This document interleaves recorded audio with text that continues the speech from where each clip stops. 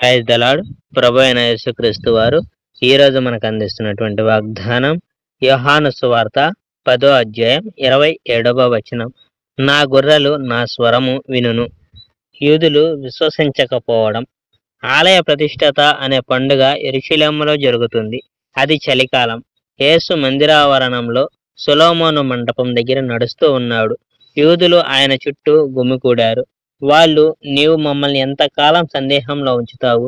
నీవు క్రీస్తు అయినట్లయితే దాచకుండా చెప్పు అని అన్నారు. యేసు ఆ విషయం నేను ఇదివరకే చెప్పాను, కానీ మీరు నమ్మడం లేదు. నా తండ్రి పేరిట నేను చేస్తున్న అద్భుతాలే నేను ఎవరన్న దానికి రుజువు. కానీ మీరు నా మందకు చెందిన వాళ్ళు కాదు, కాబట్టి నన్ను విశ్వసించడం లేదు. నా గొర్రెలు నా మాట గుర్తిస్తాయి. నాకు వాటిని గురించి తెలుసు. అవి నన్ను అనుసరిస్తాయి. నేను వాటికి అనంత జీవితం ఇస్తాను. అవి ఎన్నటికీ మరణించవు. వాటిని నా అండ నుండి ఎవరు తీసుకొని పోలేరు. వాటిని నాకిచ్చిన నా తండ్రి అందరికన్నా గొప్పవాడు. నా తండ్రి అండ నుండి వాటిని ఎవరు తీసుకుపోలేరు. నేను నా తండ్రి ఒక్కటే అని అన్నాడు. యూదులు ఆయన్ని కొట్టాలని మళ్ళీ రాళ్ళెత్తారు. కానీ యేసు వాళ్ళతో, నేను నా తండ్రి చేయమన్న ఎన్నో మంచి పనులు చేశాను.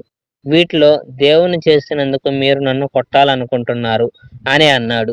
యూదులు, నీవు మంచి పనులు చేసినందుకు రాళ్ళు రోవడం లేదు, కానీ నీవు దైవదోషణ చేస్తున్నందుకు, మనిషివై దేవుణ్ణి అని అంటున్నందుకు నిన్ను చంపదలిచాము అని అన్నారు.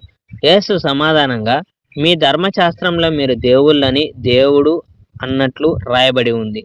మీ ధర్మశాస్త్రం అసత్యం చెప్పదు. దేవుడు తన సందేశం విన్న ప్రజల్ని దేవుళ్ళుగా అన్నాడు. తండ్రి నన్ను ఎన్నుకొని తన కార్యం చేయడానికి ఆ ప్రపంచంలోనికి పంపాడు. మరి నేను దేవుని కుమారుణ్ణి అని అనడం, ఆయన్ని దూషించడం ఎట్లా అవుతుంది?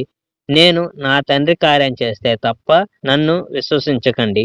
నేను నా తండ్రి కార్యాన్ని చేశాను కనుక మరి నన్ను విశ్వసించకపోయినా కనీసం నా కార్యాన్ని విశ్వసించండి. అలా చేస్తే నా తండ్రి నాలో ఉన్నాడని, నేను నా తండ్రిలో ఉన్నానని మీకు స్పష్టంగా తెలుస్తుంది అని అన్నాడు. Praise the Lord. May God bless our India.